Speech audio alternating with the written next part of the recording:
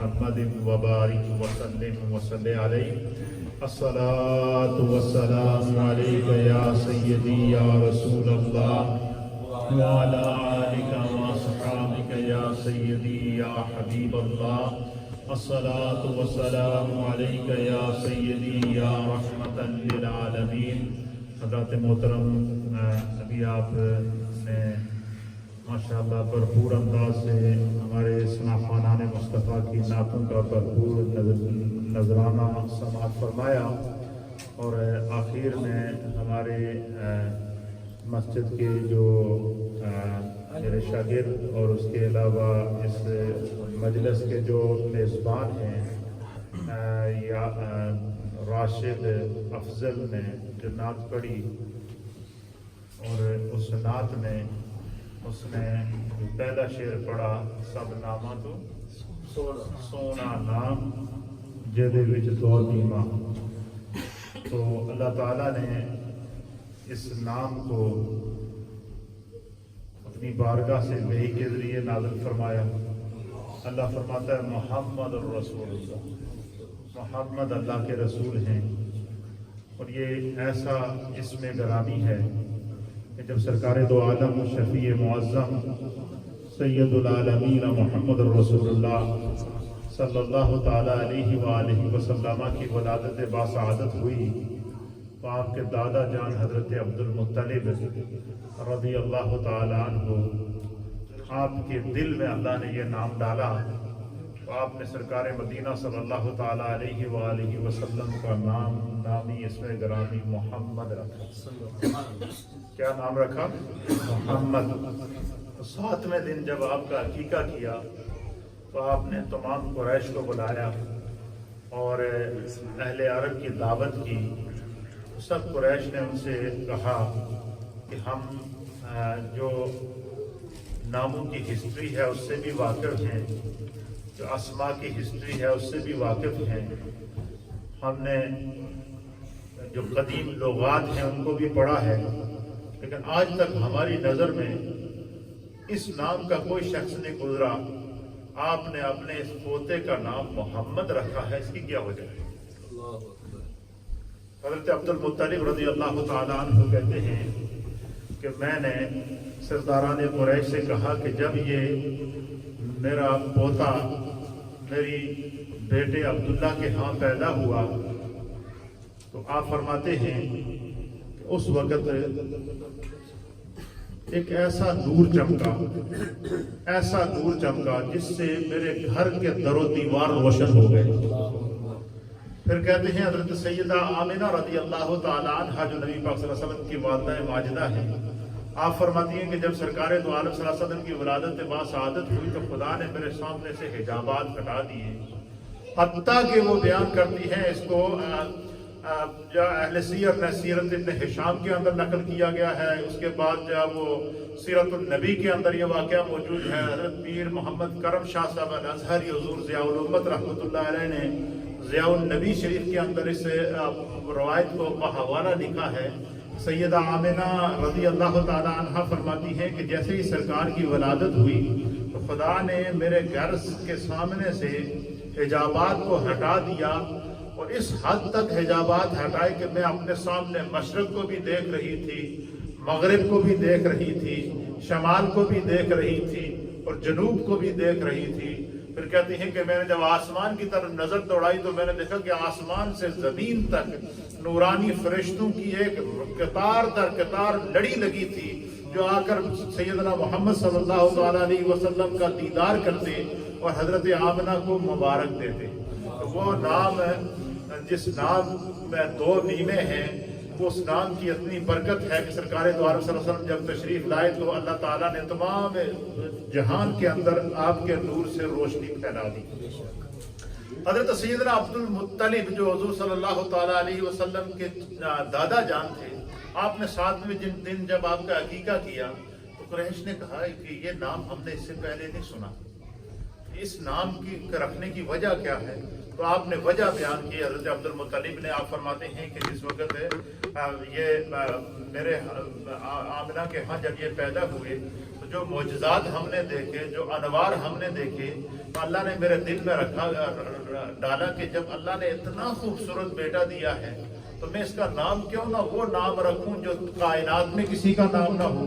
آپ فرماتے ہیں کہ میں نے اس کا نام رکھا محمد صلی اللہ علیہ وسلم، اور محمد کا معنی کیا ہے؟ الذی یحمد حمدا بعد حمد، محمد اس کو کہتے ہیں کہ جس کی ہر لمحہ، ہر گھڑی، ہر وقت تعریف کی جائے، توصیف کی جائے، تحسین کی جائے۔ تو اس بچے نے نعت پڑھی تو مجھے میں نے کہا کہ جب ہر طرف تذکرے ہی اسی نام کے ہیں تو میں کیوں نہ آج جو ہے وہ اسی نام کے حوالے سے چند گزارشات پیش کروں۔ تو خود سرکار دو عالم صلی اللہ تعالیٰ علیہ وآلہ وسلم نے بھی اپنا نام بڑی محبت کے ساتھ بیان فرمایا۔ صحابہ اکرام کا اجتماع تھا اور حضرت عباس حضور علیہ السلام کے چچا جان، آپ کہتے ہیں کہ میں باہر سے آ رہا تھا تو کچھ کفار، کچھ منافقین سرکار کے حوالے سے کچھ باتیں کر رہے تھے، چیمو بیاں کر رہے تھے، تو مجھ سے برداشت نہیں ہوا تو میں آیا اور میں نے آ کر عرض کیا یا رسول اللہ فلاں فلاں لوگ آپ کے حوالے سے کچھ اس طرح کی باتیں کر رہے ہیں، تو مجھ سے برداشت نہیں ہوا، مجھے اگر ڈر نہ ہوتا کہ آپ مجھے ڈانٹیں گے تو میں ان کو وہیں پر جو ہے وہ ان سے نبٹ لیتا۔ حضور علیہ السلام نے فرمایا کہ آپ کو چچا جان فکر کرنے کی ضرورت نہیں ہے۔ حضرت عباس کہتے ہیں کہ سرکار اٹھے، آپ نے اپنی چادر مبارک اپنے کندھے پہ رکھی اور فقام علی المنبر، سرکار دو عالم صلی اللہ علیہ وسلم منبر پر تشریف فرما، سرکار منبر پر بیٹھے، سامنے صحابہ اکرام موجود ہیں، تو اللہ کے حبیب علیہ السلام نے صحابہ اکرام کو مخاطب کر کے فرمایا اے میری ہدایت کے ستاروں، من انا، ذرا یہ تو بتاؤ کہ میں کون ہوں۔ حدیث کے الفاظ ہیں، صحابہ اکرام نے عرض کیا انت رسول اللہ علیہ الصلاۃ والسلام، آپ اللہ کے رسول ہیں اور آپ پر صلاۃ اور سلام ہو، درود اور سلام ہو۔ پر فرماتے ہیں کہ سرکار دو عالم صلی اللہ علیہ وسلم نے منبر پر تشریف فرمایا کہ اب میں تمہیں اپنا تعارف کراتا ہوں میں کون ہوں۔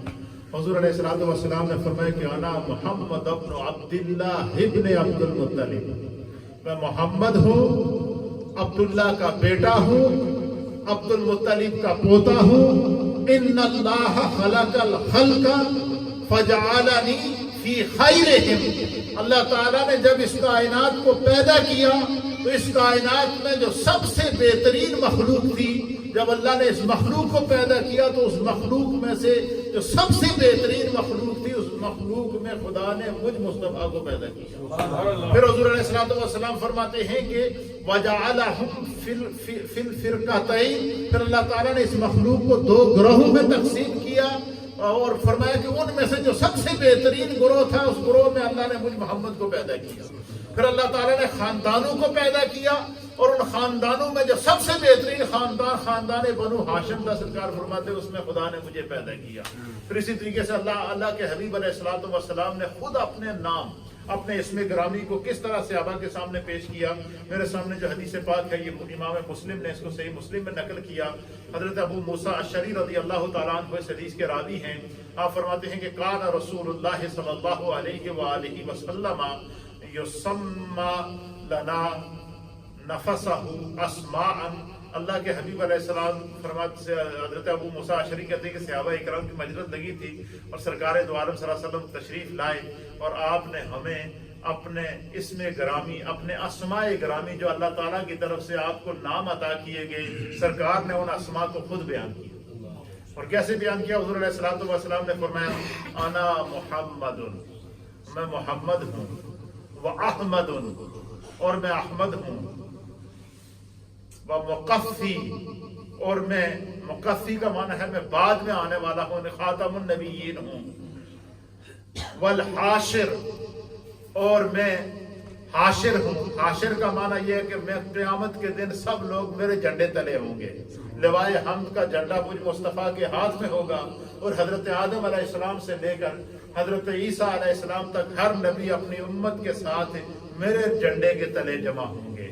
پھر حضور علیہ السلام نے فرمایا کہ وہ نبی التوبہ، मैं वो अल्लाह का नबी हूँ कि जिसके सदके अल्लाह ताला तुम्हारी तौबा को कबूल फरमाएगा। और फरमा व नबी और रहमत, और मैं वो अल्लाह का नबी हूँ कि जिसे खुदा ने सरापा रहमत बनाकर भेजा है। हुजूर अलैहिस्सलातु वस्सलाम की ज़ात जो है वो करम और फजल के साथ जो है अल्लाह ताला ने आपको भेजा है। फिर इसी तरीके से हदीस पाक के अंदर आता है, ये आखिरी हदीस है और उसके बाद मैं आपको जिक्र की तरफ ले जाऊंगा। इस हदीस को हज़रत जाबिर रज़ी अल्लाह ताला अन्हु बयान करते हैं और इमाम दारमी ने इसको नकल फरमाया है। सरकार दो आलम सल्लल्लाहु अलैहि वसल्लम ने फरमाते हैं कि अल्लाह के हज़रत जाबिर कहते हैं कि सरकार दो आलम सल्लल्लाहु अलैहि वसल्लम की मजलिस लगी थी और अल्लाह के हबीब अलैहिस्सलातु वस्सलाम ने उस मजलिस में तशरीफ लाकर एक दिन जो अल्लाह ने अपने महबूब को अपना मकाम और मर्तबा अता किया था, सरकार ने अपने मकाम, अपने मर्तबे और अपनी अजमत को खुद बयान किया हमारे सामने। तो पता चला सरकार के फजाइल बयान करना ये सरकार की सुन्नत है, सरकार की अजमत बयान करना ये सरकार दो आलम सल्लल्लाहु ताला अलैहि वसल्लम की सुन्नत है। सरकार दो आलम सल्लल्लाहु अलैहि वसल्लम के कमालात बयान करना ये सुन्नत इलाहिया है। क्योंकि जब हम पूरे कुरान का मुताला करते हैं तो कुरान का एक एक हर्फ सनाए मुस्तफ़ा है, कुरान का एक एक हर्फ मुस्तफ़ा की अजमत को बयान करता है। सरकार दो आलम सल्लल्लाहु अलैहि वसल्लम के जिस्म के जो आज़ा हैं उनका जिक्र कुरान कर रहा है, आपकी आदात का जिक्र कुरान कर रहा है, आपके चेहरा अनवर का जिक्र कुरान कर रहा है। जब आपके चेहरे की बारी आई तो अल्लाह ने फरमाया वत्तुहा, चेहरा मुस्तफ़ा की कसम।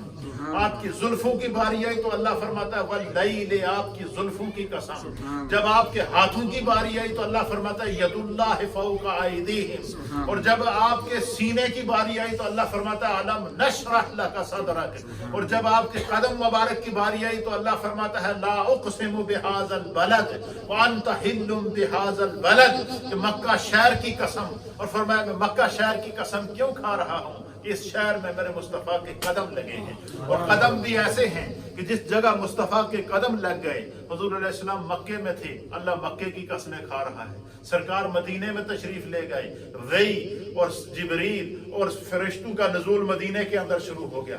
हत्ता कि यहाँ तक हदीस के अंदर आना सैयदना सिद्दीक़ अकबर रज़ी अल्लाह तआला अन्हु बयान फरमाते हैं, जब कुफ़ार के जुल्म सितम से सरकार तंग आकर जब मक्का से मदीने की तरफ हिजरत करने लगे तो हुज़ूर अलैहि वसल्लम जब खाना काबा को छोड़ रहे थे तो बार बार पलट कर काबे की तरफ देख रहे थे। यानी जब तक काबा शरीफ नजर आता रहा सरकार बार बार काबे की तरफ देखते रहे, देखते रहे, देखते रहे। फिर एक ऐसे मकाम पर पहुंचे, सैयदना सिद्दीक़ अकबर कहते हैं कि अगर यहाँ से सरकार नीचे उतरते तो खाना काबा आपकी आंखों से ओझल हो जाता था। तो फरमाते कि उस टीले के ऊपर, उस पहाड़ के ऊपर, उस पत्थर पे खड़े होकर हुजूर ने दुआ की। और क्या दुआ की? दुआ ये की कि या बारे इला, मेरी कौम ने मुझे उस शहर से निकाला है जो मुझे मुस्तफ़ा को सबसे ज्यादा महबूब था, यानी मक्का को, खाना काबा को। मेरी कौम ने मुझे उस शहर से निकाला है और उस शहर से मुझे हिजरत करने के पर मजबूर किया है कि जो मुझे सबसे ज्यादा महबूब है। ए अल्लाह, अब तेरा महबूब तेरी बारगाह में दुआ करता है कि अब तू मुझे उस शहर में ले जा जो तुझे रब होकर सबसे ज्यादा महबूब हो। खुदावंद कुद्दूस ने सरकार की इस दुआ को कबूल करके अल्लाह के हबीब के लिए मदीना तैयबा का इंतखाब किया। इसका इंतखाब किया। अच्छा, मदीना तैयबा, मदीना तैयबा सरकार की आमद से पहले इसका नाम मदीना नहीं था। हुजूर की आमद से पहले इसका नाम यसरब था। और यसरब उस जगह को कहते हैं कि जहां कोई चला जाए तो उसको बीमारी लग जाती है। ऐसी जगह है कि जहां पर जो यसरब बीमारियों के घर को कहते हैं। और वहां पर लोग जब जाते थे तो उनको मना करते थे कि वहां ना जाओ, वहां की आबो हवा ठीक नहीं है, जो बंदा यहाँ वहां जाता है तो बीमार हो जाता है। लेकिन सरकार दो आलम सल्लल्लाहु अलैहि वसल्लम ने जैसे ही मदीने की सरजमीन पर अपना कदम रखा तो मदीने की मट्टी पहले तो यसरब थी, अब मदीना हो गई। जब कदम मुस्तफ़ा लगा तो मदीने की मट्टी खाके शिफा बन गई, मदीने की हवा खाके शिफा बन गई। हुजूर ने फरमाया कि अल्लाह ने मदीने के गर्दो ग़बार के अंदर भी शिफा रखी है। सरकार ने फरमाया कि खुदा ने मदीने की मट्टी के अंदर भी शिफा रखी है। हुजूर ने फरमाया ये मदीना तूबा है, ये मदीना ताबा है, ये मदीना तैयबा है, इसमें जो भी कदम रखेगा वो भी पाक हो जाएगा, क्योंकि मदीने की मट्टी ने मुस्तफ़ा के कदम चूमे हैं। अच्छा, फिर कैसे चूमे हैं? मदीने की जिस चीज ने सरकार से मोहब्बत की है अल्लाह के हबीब अलैहिस्सलाम ने उसे सिला अता फरमाया। मदीने की मट्टी। हुजूर अलैहिस्सलाम अपने घर से निकलते, मस्जिद नबवी शरीफ में आते, नमाज पढ़ाते, सहाबा को तबलीग करते, आपको तालीम देते। یہ آپ کا سلسلہ جاری رہتا، نہ جانے آپ کو کہتے ہیں نا وہ جانتے ہیں بولیاں سب کی، وہ ہر ایک کی بولی سمجھتے ہیں۔ مدینے کی اس سرزمین نے نہ جانے خدا کی بارگاہ میں کیا دعا کی ہے کہ وہ اپنی قسمت پر رش کر رہی تھی کہ دن میں کئی مرتبہ مصطفیٰ اس کے اوپر چلتے تھے، حضور اس پہ اپنے قدم رکھتے تھے۔ وہ مدینہ جو سرکار کے قدم رکھنے سے حرم بن گیا، وہ مدینہ جو سرکار حضور علیہ السلام نے فرمایا کہ حضرت ابراہیم علیہ السلام نے جب خانہ کعبہ تعمیر کیا نا، حضرت ابراہیم علیہ السلام نے اللہ کی بارگاہ میں دعا کی۔ کیا دعا کی کہ بار الہ اس خانہ کعبہ کو، تیرے گھر کو میں نے تعمیر کر دیا، اور جب حضرت ابراہیم علیہ السلام نے خانہ کعبہ کی دیوار میں حجر اسود کو فٹ کیا نا، تو حجر اسود سے ایک نور نکلا، اور وہ نور خانہ کعبہ کے چاروں طرف پھیل گیا۔ ہر رات کا ٹائم تھا، حدیث کے اندر آتا ہے کہ چاروں طرف روشنی ہی روشنی ہو گئی، حد نگاہ تک روشنی تھی۔ تو حضرت ابراہیم علیہ السلام نے دعا کی کہ بار الہ یہ جو حجر اسود کا نور جو خانہ کعبہ کے چاروں طرف پھیلا ہوا ہے، جہاں جہاں تک یہ نور ہے اللہ اس سارے ایریے کو حرم قرار دے۔ آپ نے دیکھا جب خانہ کعبہ میں جاتے ہیں تو نشان لگے ہوئے حدود حرم کے۔ وہ حدود حرم کیا ہے؟ حدود حرم وہ ہے کہ وہاں تک حضرت وہ حجر اسود کا نور تھا۔ یہ حجر اسود کہتے ہیں کالے پتھر کو، یہ کالا پتھر نہیں تھا، یہ اصل میں حجر ابیض تھا، یہ سفید پتھر تھا۔ اس کے اندر یہ جنتی یاقوت ہے، اور جب حضرت آدم علیہ السلام زمین پر اترے تو یہ اپنے ساتھ لے کر آئے۔ اور آپ نے دیکھا نا آج کے دور کے اندر لائٹیں موجود ہیں، بجلی موجود ہے، اس دور میں تو کوئی لائٹ نہیں تھی۔ حضرت آدم علیہ السلام کو سراندیپ سری لنکا کے اندر اتارا گیا۔ حضرت آدم علیہ السلام جب رات کو چلتے نا تو وہ حجر اسود وہ ابیض وہ جنتی یاقوت وہ پتھر اپنے ہاتھ میں رکھتے، اس سے نور نکلتا تو پورا ایریا روشن ہو جاتا، اس کی روشنی میں رات کو سفر کیا کرتا۔ پھر یہ خانہ کعبہ کے اندر جب حضرت ابراہیم علیہ السلام نے نصب کیا تو اس کے بعد پھر کیا ہوا؟ پھر اس حجر اسود کو اللہ نے اس کے اندر وہ برکات رکھی ہیں کہ اس کو میرے سرکار نے بوسہ دیا۔ سرکار کے بوسے سے اس کے اندر اللہ نے وہ برکات پیدا کر دی کہ جو بھی وہاں حج کے لیے یا عمرے کے لیے جاتا ہے، جو اس کو سامنے سے استلام کر دے، اگر وہاں پہنچ نہیں سکتا تو سامنے اس کی طرف اشارہ کر کے اپنے ہاتھوں کو چوم لے، وہ اشارہ کرتے ہی انسان کے گناہوں کو اپنے اندر جذب کر لیتا، جیسے میگنیٹ ہوتا ہے۔ پھر اسی طریقے سے جب جو ہے وہ کوئی اس کو بوسہ دے دے تو وہ گناہوں کو چوس لیتا ہے اپنے اندر، اس وجہ سے گناہگاروں کے گناہوں کو چوس کے جذب کر کے وہ کالا ہو گیا۔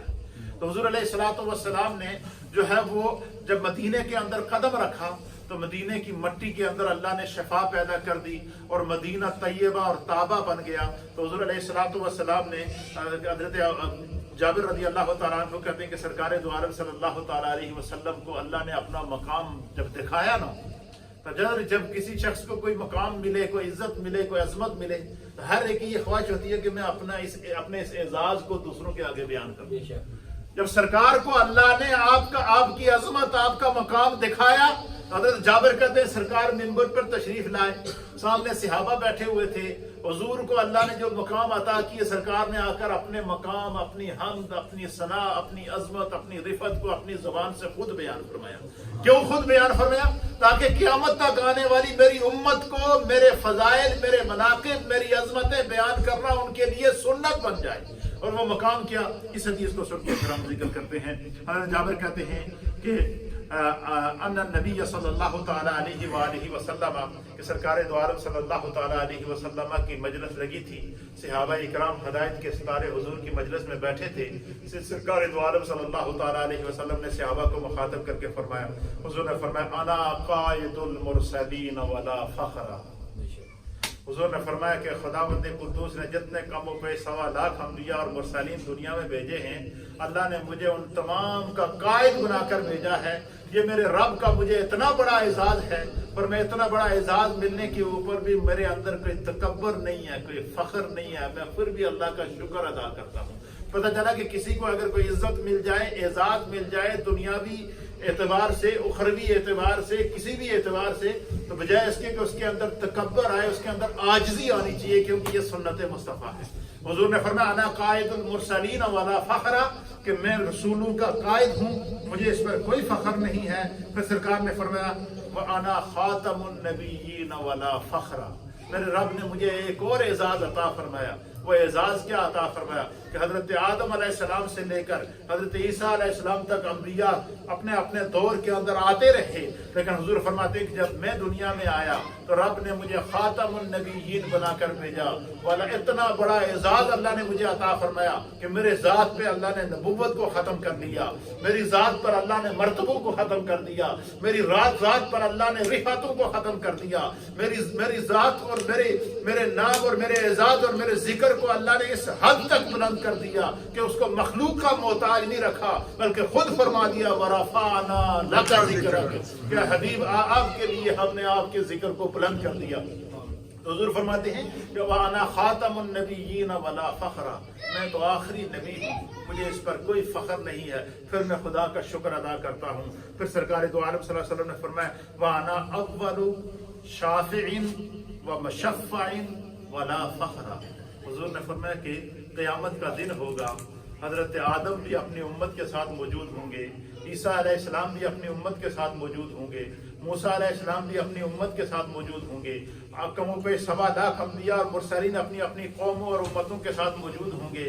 حضور نے فرمایا لیکن اس تمام میدان محشر کے اندر حضور علیہ السلام فرماتے ہیں کہ مقام محمود لگے گا، اس مقام پر اللہ مجھے بٹھائے گا، اور سرکار فرماتے ہیں کہ اول شافعین، سب سے پہلے میں وہ شخص ہوں گا آخرت میں کہ میری شفاعت قبول کی جائے گی، مجھے شافع مقرر کیا جائے گا اور میری شفاعت کو اللہ کی بارگاہ میں مقبول کیا جائے گا۔ حضرت آدم علیہ السلام سے لے کر حضرت عیسیٰ علیہ السلام اور نبی پاک کی امت تک ہر مومن جو دنیا میں آیا اس کو سرکار کی شفاعت نصیب ہوگی۔ یہی وجہ ہے کہ امام اہل سنت امام احمد رضا خان محدث بریلی رحمۃ اللہ علیہ کے بھائی حضرت امام حسن رضا خان صاحب رحمہ اللہ علیہ اس منظر کو، اس حدیث کا منظر کشی کرتے ہوئے بیان فرماتے ہیں کہ بس اتنا سبب ہے انعقاد بزم محشر کا کہ ان کی شان محبوبی دکھائی جانے والی ہے۔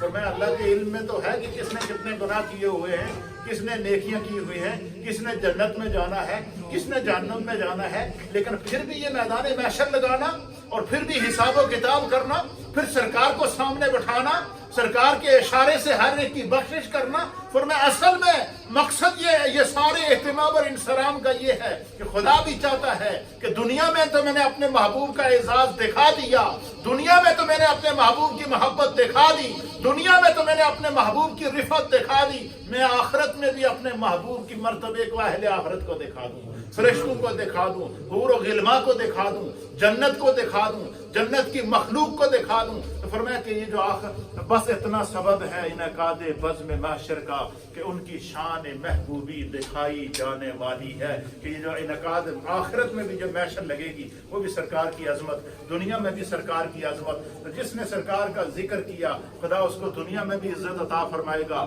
آخرت میں بھی عزت عطا فرمائے گا، اور یہ نام ہی ایسا ہے کہ جو اس نام کو کے ساتھ وابستہ ہو گیا اللہ اسے دنیا اور آخرت میں اعزاز عطا فرمائے گا۔